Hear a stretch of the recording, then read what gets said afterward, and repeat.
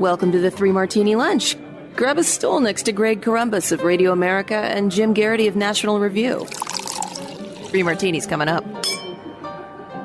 Hey, really glad you're with us for the Friday edition of the Three Martini Lunch, and it's another special edition of the Three Martini Lunch. As we enter the month of May, we're getting close to the middle of the year. One of our year-end awards is the underreported story of the year, but there's so many to track as the year goes on that by the time you get to the end of the year, you're thinking, so what were people talking about or not talking about enough way back in the beginning of the year? So we thought, as the media is digesting the start of another Trump administration, a Republican Congress, they're lighting their hair on fire pretty much like they did the first time around. But whether it's related to the Trump administration or not, there are things the media either intentionally or unintentionally decides not to cover that should be getting a lot more attention. So today, Jim and I are each going to give examples of stories that should be getting a lot more attention than they currently are. So Jim, you're batting leadoff. What do you have first? Well, first of all, Greg, I should note there is a bit of a paradox. By talking about them, we're making them less under-discussed. So if by the time you listen to this, you're like, hey, I've heard a lot of coverage of that, probably it's because of what Greg and I did. So you're welcome, America. My first selection is one that's kind of a perennial. I think we've probably made it as our end-of-the-year nomination several times. Surprise, surprise, we're fiscal conservatives, and I'm worried about the deficit and the debt. Most notably, the interesting thing is I'd say since the beginning of the year, we've had a lot of arguments about government spending, thanks to the work of DOGE and Elon Musk and big you-know-whats and all of the efforts they've been attempting. This is entirely separate of whether that is worthwhile, and there's stuff that absolutely deserved to get cut. There was stuff that I think was considerably shakier. The deficit and the debt, we're talking about $1 trillion a year most years, sometimes more than $1 trillion a year. And the total deficit is now 30-some trillion dollars. It's a really considerable amount of money. And I think one of the things that's going to be you're going to see criticism of DOGE, and it's really not DOGE's fault. We're probably going to have a bigger deficit this fiscal year than we did last year. And I don't know how things are looking too great for the fiscal year after that either. Ironically, none of this has much to do with the decisions the Trump administration has actually made. Although if tariffs increase recession, then you'd have fewer tax revenues, and that could be bad. But basically, last of the baby boomers are retiring, meaning we're paying out more in Social Security checks and spending more on Medicare, also spending more on Medicaid.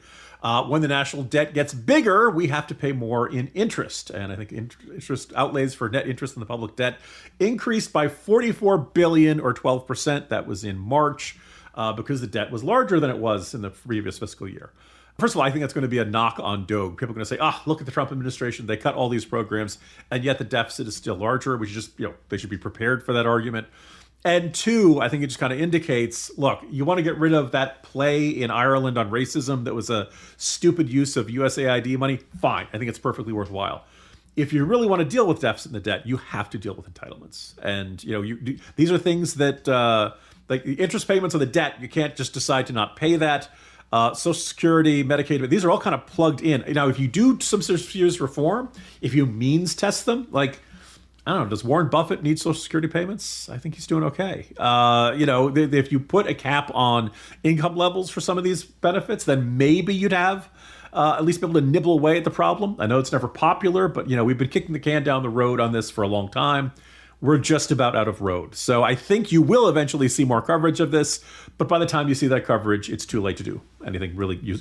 There are no more good options, only varying degrees of bad. Yes, and I'm sure the media will probably talk about it more given the circumstances of a Republican president and a Republican Congress. You're already hearing it related to Medicaid, as Republicans want to root out waste, fraud, and abuse in Medicaid. They're saying they're not going to cut benefits. The Democrats are saying otherwise. They're basically running a campaign against this Republican Reconciliation Act because of the Medicaid issue.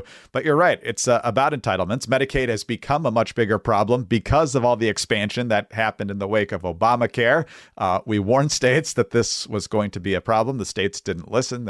Most of them caved to popular sentiment, including a number of Republican governors in that list. And so, we're closing in on $37 trillion on our national debt. The interest on the debt is roughly $1 trillion a year. I mean, it's outpacing how much we spend on national defense at this point. And with interest rates where they are, it's becoming a bigger and bigger and bigger problem. And so always an issue that the media doesn't want to touch for the most part because Democrats love spending. So the media is going to back them up on that. But it's not going away. And the entitlement programs are not going to last that long unless major changes are done. But neither party is interested in doing it. So it's not going to be fun seeing how this plays out over time. Jim, I'm going to go with an issue that overall it's getting a lot of attention, but there's a part of it that the media doesn't want to talk about. The issue is illegal immigration, and obviously we're hearing a ton about that. You and I have been extremely impressed with how successfully the Trump administration has locked down the southern border. I think Tom Homan was saying that back in March, only 9 people were let into the country. They had 7,100 that came to the border illegally, but only 9 were let in. That's really good progress. And then, of course, you have the fights over the due process and what's going on with Abrego Garcia and what's going on with these rabble-rousers on campuses like Mahmoud Khalil and Mohsen Madawi and that sort of thing. That's all getting a lot of attention. What the media doesn't want to talk about is story after story after story of illegal immigrants in this country, illegally, let me emphasize that again, who just keep committing heinous felonies. But the media wants to pretend like they have for a long time. These are all dreamers, high school valedictorians, and innocent people. And a lot of them are, maybe. But the ones that aren't, the media tries to hide a lot. And there's a number of stories just in the last few days that highlight this. This is from May 2nd, New York Post. More than 3,200 migrants housed in Big Apple taxpayer-funded shelters were busted, including for violent crimes such as assaults over a nearly 2-year span. The NYPD numbers provide the first data-driven and most detailed look to date at how the protracted migrant crisis, which saw more than 200,000 asylum seekers flow into the city, affected crime in New York City.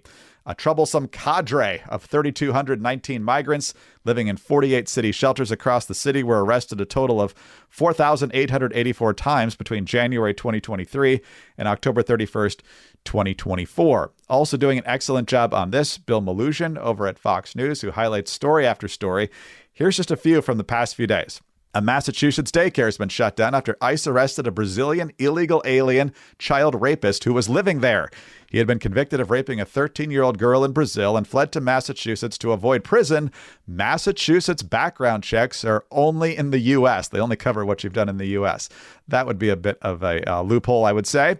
3 Virginia Department of Corrections officers were stabbed in a state prison today in what the state says was a premeditated attack involving 5 MS-13 gang members, all of whom are Salvadoran illegal aliens who have been convicted of violent crimes such as murder and rape. Next one. Per law enforcement sources, the Los Angeles area youth soccer coach charged yesterday with murdering one of his players, a 13-year-old boy, as an illegal alien from El Salvador. And not to be outdone, per multiple law enforcement sources, the 3 men arrested by LAPD last weekend for a home invasion, murder, and robbery in Woodland Hills are all Georgian nationals in the U.S. illegally, and ICE has placed detainers on all of them. And still you have all these sanctuary cities trying to make it hard. Colorado passing legislation, making it hard to deal with ICE. I think the American people are overwhelmingly on the side of the Trump administration on this one, Jim. There's story after story, and for whatever reason, the left-leaning media wants nothing to do with it. I suppose I can see coverage of that on certain media organizations, Fox News, we discussed it on this podcast, various other right-of-center ones. But boy, you're not going to see a lot of that front and center on a bunch of other publications. Not at all, or on the evening news. So I'll tell you what looks great, though, and that's the new snake plant that we got from Fast Growing Trees, and that's because we got it from Fast Growing Trees, the biggest online nursery in the U.S. with thousands of different plants and over 2 million happy customers, including us. Comes in this box. It's already planted. It comes in a plastic bag, so you're not opening a ton of dirt into your house, and it just looked really vibrant and healthy. We've already got it on display and could be happier with it. You know, Greg, I thought I misheard you there for a second. You said a snake plant. I thought you said a steak plant. Oh, that would be great, too. That would be terrific. I figured it was some sort of cross-promotion with one of our other sponsors, Omaha Steaks or something like that. Wouldn't it be great if you could just grow steaks right there in your house? Well, they don't quite have that, but the experts at Fast Growing Trees can curate thousands of plants so you can find the perfect fit for your specific climate, location, and needs. And you can't grow steaks, but you can grow lemon, avocado, olive, or fig trees inside your home. And that's on top of the wide variety of houseplants available. So no more driving around to nurseries or big garden centers and making a mess in the back of your car. Fast Growing Trees makes it easy to order online, and your plants will be delivered to your door in just a few days. This spring, get up to 50% off select plants at fastgrowingtrees.com/martini. Plus, use the code Martini at checkout for an extra 15% off your first purchase. Visit fastgrowingtrees.com/martini and use the code Martini. Now is the perfect time to plant. Offer valid for a limited time. Terms apply. fastgrowingtrees.com/martini. All right, Jim, on to your second undercovered story so far this year. Okay, so no doubt there's a decent amount of discussion of China in U.S. media.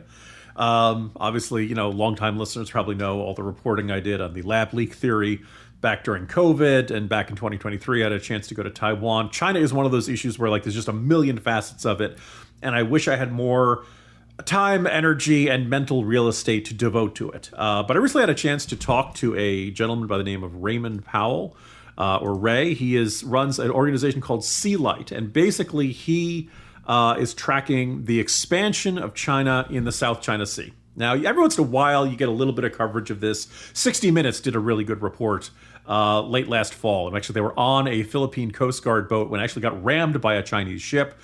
Basically, if you're familiar with the topic, if you've ever heard of salami tactics, like the idea of China is not going to just go along and say, well, we're invading all these other countries right now. But what they do is they build artificial reefs, they build artificial structures, they build airfields. They slowly expand into other countries' territory or international waters and say, well, this is our territory now, and you guys aren't allowed to come here. Ray does a great job on it. I'm hoping to do a bit more reporting on this at some point in the future.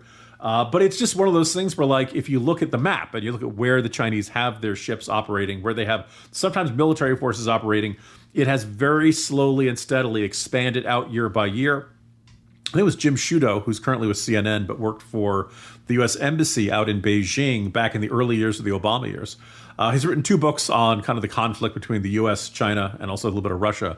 And he points out that we all kind of knew this was happening and we would object to it, but there was no follow-on. Jim Sciutto, I was like, Jim Sciutto, maybe you should look in the mirror. Jim Sciutto is very critical of the Obama administration in that first term. And I think despite all the rhetoric, we really haven't seen nearly enough attention paid to this, nearly enough forcefulness on this with China. Probably was the sort of thing we'd want to cooperate with allies like the Philippines, Vietnam, Thailand, Japan, South Korea. It is one of those things where obviously we need a unified front, and I feel like this is something that doesn't get a lot of attention. I'm hoping to have the opportunity to call more attention to it in the not too distant future, or maybe the distant future. I sense there may be plot lines in the next Dangerous Click novel or future novel somewhere along the line. We might be in that part of the world. But yes, this is an area that I don't know if the media thinks it's complex or they just don't find it exciting enough as much as the political back and forth and horse races or who said what on Twitter, because it actually involves some investigating and digging. You're one of the people that's obviously willing to do that. We appreciate that every day on this podcast, and I know your readers do too. And so, yeah, there needs to be more attention, and hopefully more people are going to be willing to do the legwork to get that done. Jim, I'm going to take us in the Wayback Machine all the way back to January. I believe it was the Friday after the inauguration, and President Trump spent a very long day, first going to North Carolina to deal with the disaster there, get a fresh eyes on the ground. The Biden FEMA response, by most accounts, had not been up to par. There's even some admissions that people with Trump signs didn't even get a knock on the door from FEMA. Then he flew out to L.A. to deal with the response and the aftermath of the wildfires out there in Pacific Palisades and elsewhere in the L.A. area. And you might remember his meeting with Karen Bass in public. And he's saying, let the people back into their homes. And she's saying, oh, yeah, they can go back. Listen to just a little snippet of that. And if individuals want to clear out their property, they can. Well, yes, but you know that you will be able to go back soon. Mr. President. We think within a week. That's a long time, a week. I'll be honest. To me, everyone's standing in front of their house. They want to go to work, and they're not allowed to do it. And the most important thing is for people time. to be safe. They're safe. They're safe. You know what? They're not safe. They're not safe now. Classic politician move right there with Bass. First she says, oh, yeah, they can go back into their homes. And you hear the crowd going, no, we can't. And then she's like, well, I meant soon. You can go back soon. And so, Jim, I decided to see what's the progress over there. So, again, hats off to the New York Post for being one of the ones willing to report on this. This is late March. The city of Los Angeles has approved the first four permits to rebuild homes in the wealthy enclave of Pacific Palisades that were either fully destroyed or partially damaged by the January wildfires. They say that it comes as residents are beginning to prep their properties for rebuilding, but ultimately just 4 have been issued, and the first one wasn't until March 5th. So, okay, well, that's late March. How are we doing now? May 2nd, Associated Press. Nearly 4 months after wildfires reduced thousands of Los Angeles area homes to rubble and ash, some are starting to rebuild.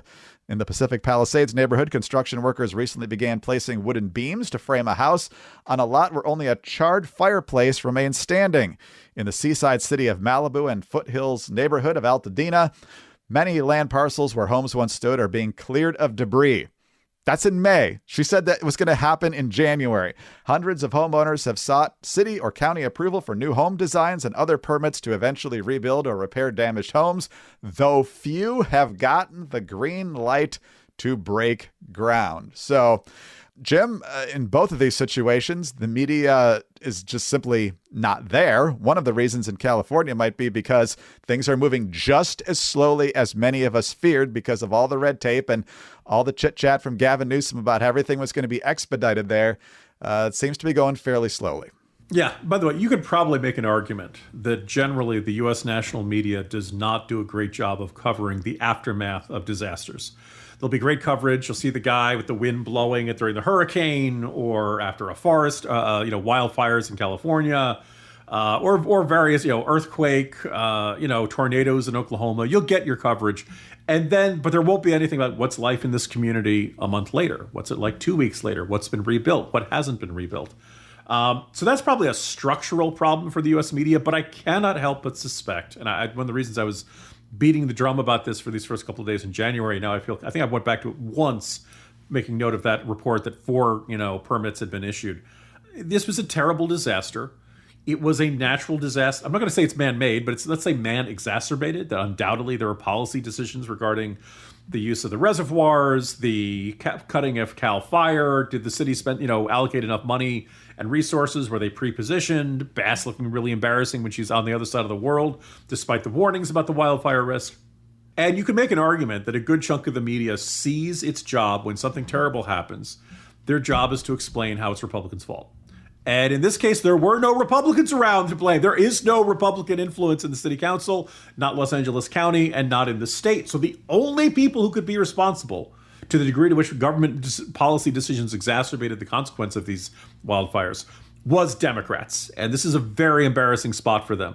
One thing I did note as I did my follow-up, I was among those who felt like, Bass had screwed up so egregiously and unforgivably that she deserved to be recalled.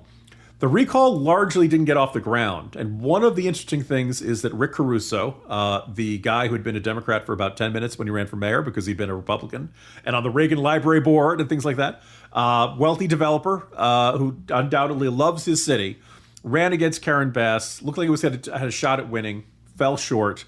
And interesting, Caruso said, I don't think we should do a recall. And people might have said, but basically Caruso, it's widely believed he wants to run for mayor again in a regular schedule. And he basically made an argument, A, it would be a distraction to the city when we got to focus on rebuilding. And also, it probably would create an excuse for Karen Bass that, I've got this recall I got to worry about, instead of all this stuff. She doesn't have that excuse right now. It is entirely on, not just the fire, not just the response to the fire, but the rebuilding from the fire. Once again, this is all on her, and it's another failure. I do notice this is not particularly national news. I suspect because there's, out a degree of embarrassment on the part of the national media. Well, Jim, we know that Karen Bass doesn't know how to run the government very well, but we suspect that you know how to run your business a whole lot better. There are certain factors that are outside of your control. Natural disasters could be one of them. But for more than 38,000 businesses, they have future-proofed their operations with NetSuite by Oracle, the leading cloud ERP platform. It integrates key business functions like accounting, financial management, inventory, and HR into one seamless system, ensuring businesses are ready for the future. You can gain real-time insights and forecasting to make proactive, data-driven decisions. With actionable data at your fingertips, you can anticipate trends and respond faster to opportunities. And closing your books in days instead of weeks means you spend less time on past reports and more time focusing on future growth. Yeah, small business experts will tell you over and over again that in this day and age, there's just too many things for you to try to handle personally. So let tools like NetSuite by Oracle do this for you. All of these HR, accounting, management, inventory, all these things frees you up to do what you do best. If I needed anything like this, I would do NetSuite by Oracle.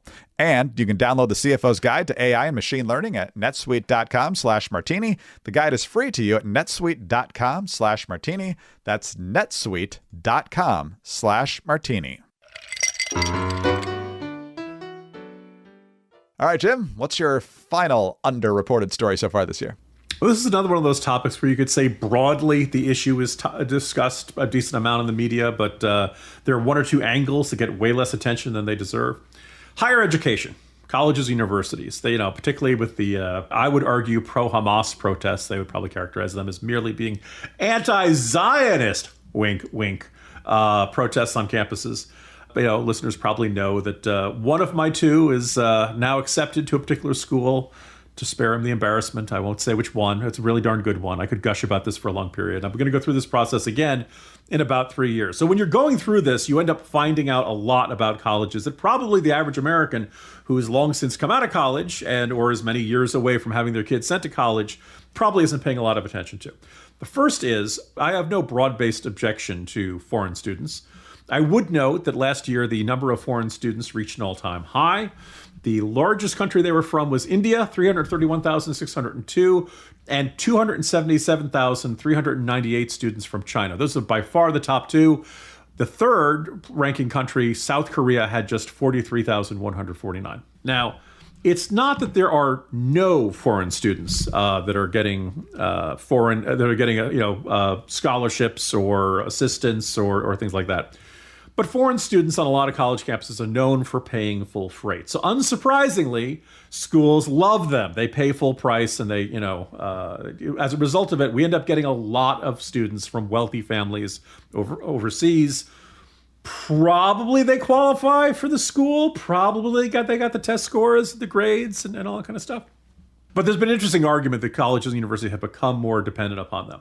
If you're a private school, hey, it's your policies. You should pick, the students you want.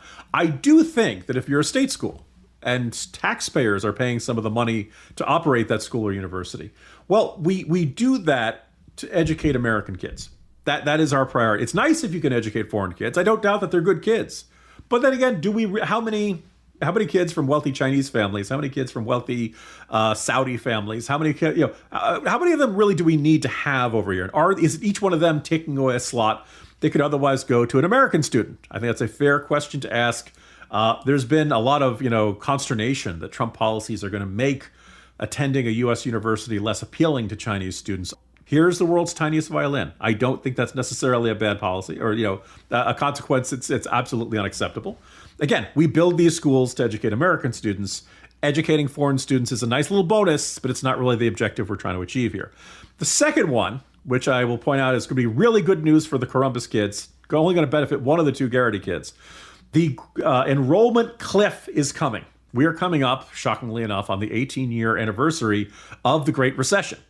The economy came down and the U.S. birth rate dropped pretty significantly between 2008 and 2011, which means those kids who turned 18 between 2026 and 2029, colleges will be getting a lot fewer applications in those years. In fact, over a 4-year period, the number of 18-year-olds will decrease by 15%, making for roughly 576,000 fewer college students around the U.S. Now, there are some colleges that have looked at this and said, holy smokes, we better be prepared. We had better be ready for a lot fewer applications. We had better fear for a lot fewer students. We're going to have to shrink programs. We're going to have to shrink spending. We can't get used to this. Apparently, there are a whole bunch who are not preparing for this. And oh, by the way, some have said they intend to make up the gap with additional international students. Now, again, you're a private school. I can complain about your decisions, but in the end, you're running it yourself. It's your students, your customers. But if it's a state-run school, I think we have a right to say, no, we built you guys to educate American students. You should be prioritizing them. I am sure I will be accused of xenophobia for this, but Greg, I don't particularly care. Yeah, I don't care either. I think that's an excellent point. We got to take care of the ones that we're raising right here and now here in the United States. And if we have some extra slots, then from places that we trust, allied nations first, I would say, American students should obviously be the priority at American institutions. I don't think that's all that controversial, but I'm sure somebody's going to have a problem with it. As for me, I take you back to March, just about a week or so after Jim Garrity, maybe even less than a week after Jim Garrity got back from Syria. We covered the horrific slaughter of Christians and other dissident groups, I guess you could say, by forces loyal to the new Syrian leader. I'm not exactly sure what he calls himself, but his name is Al-Shara. Al-Shara, exactly. And so, this is a story that was horrifying for about a day or two, and then the media moved on. But unfortunately, that's not the only instance of this. Jim, I'm sure you remember back during the Obama years when the Islamic terrorist group Boko Haram abducted, what was it, like 100 school kids? And what was the extent of the U.S. diplomatic response? Hashtags. Bring back our Michelle girls. Obama, bring back our girls. Yes. Sadly, that seems to be the strongest diplomatic effort we've made towards terrorists in Nigeria. This is from the Catholic News Agency.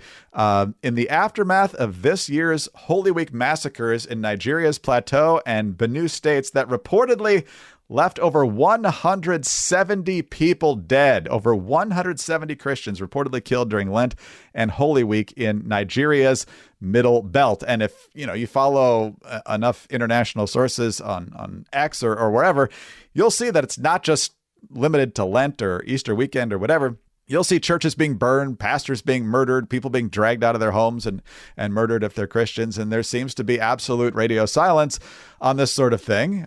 Even before that, 70 Christians found beheaded in a church in the Democratic Republic of Congo. 70 beheaded. That should make a headline. Every once in a while, you hear stories of people being accused of blasphemy in Pakistan and elsewhere, and they're either threatened with being stoned or they actually are stoned in some situations. But for whatever reason, I don't know if it's because in some cases they think Christians are the majority here in the West, and so they can't be oppressed even in other parts of the world, or it's not as big of a deal. I don't know, but the media just seems to not care about this at all. That is a excellent selection, Greg. I have one minute update on developments in Syria, just because I received it from, I used to call them my Ukraine guys. I guess I can now call them my Syria guys. While we were there, I had the chance to interview Patriarch Ignatius Ephraim II of the Syriac Orthodox Church. I don't meet a lot of heads of religions, so that was kind of an experience. And he absolutely, look, you're in Syria, you're in Damascus. I'm like, how's it going? How are you feeling? And at the time he said, I personally remain optimistic, but very cautiously optimistic regarding the new regime there. That was on February 27th. First week of March is when they had that absolute horrific massacre in Latakia. Very, about as bad as it gets. Well, apparently last week, Al-Shara, the new president of Syria, who has already done stints with Al-Qaeda and ISIS, so undoubtedly a little bit of wariness, but apparently he's a huge enemy of ISIS now. And he has had a meeting with the Patriarch, and apparently the meeting, I'm told, went well. I'm not going to say let's break out the party hats. I'm not going to say I will be bringing guided tours to all around Damascus in the coming weeks. But nonetheless, it does sound like, if nothing else, Shara recognizes he has to at least look like he's protecting the Christians and is at least having the meetings and is, renouncing Islamist violence. So at least you got that going for him. Of course, by the time people hear this, maybe something terrible will have happened again. So if I'm wrong, just remember there was at this moment, at this recording, we were seeing some progress. But yes, violence against Christians overseas, particularly when it's done by Islamists, does not get the attention it deserves. And you can't help but get the feeling that the U.S. media, just certain violence is just more interesting to them than others. Yeah, when they either go radio silence or try to defend the most barbaric actors on earth. You see it with Hamas at the same time. So, I mean, it's just bewildering how this happens. Now, Jim, did I hear somewhere along the line that Al-Shara said something about joining the Abraham Accords or normalizing relations with Israel? That would be something. Yes, still cautious, but still. The comment in an interview, and he said with proper conditions, and he didn't really kind of elaborate on what those conditions were. I would also point out that, and we talked a bit about this when we recorded after my return, Syria is in really rough shape. I mean, all over the country we went, and it made the war damage from Ukraine look like, a slight refurbishment for the Property Brothers.